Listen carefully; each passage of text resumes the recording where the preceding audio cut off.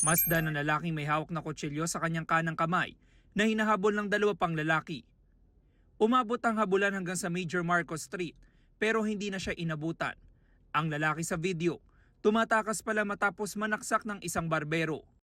Nasa maayos ng kalagayan ng 44 na taong gulang na barbero na nagtamo ng saksak sa kaliwang pisngi. Ayon sa kanya, unang beses lang niya nagupitan ng sospek. Ginupitan ko ng faded. Sabi niya sa akin kasi nung ginugupitan ko, huwag mo nang babasan yung taas. Hindi ko po binawasan. Tapos nung pagtingin sa salamin, ganun siya, sabi niya, bawasan mo na nga lang, ang pangit ng bangs. Ginawa ko, sir, binawasan ko, sir. Bumawali siya ng upuan, tapos nagbayad. Umalis. Makalipas daw ang halos 30 minuto, bumalik ang sospek at doon na siya sinaksa.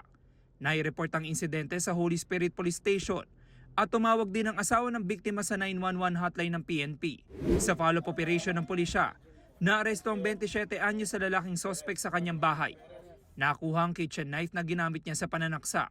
Ayon sa pulisya, hindi magkakilala ang biktima at sospek. Napag-alaman po namin na dahil po sa hindi nagustuhan ng sospek ang gupit niya, ay sinaksak po niya itong biktima.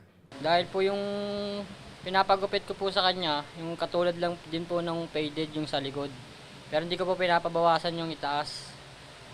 Pero ginupit niya pa rin po sa, kahit po labag po sa loob ko. Mihingi rin po ako ng tawad sa pagkakamali ko po. Hindi ko naman po sinasadya talaga eh. Desidido ang biktima at kanyang asawa na ituloy ang reklamong attempted murder laban sa sospek. Hindi ko siguro papatawarin, sir.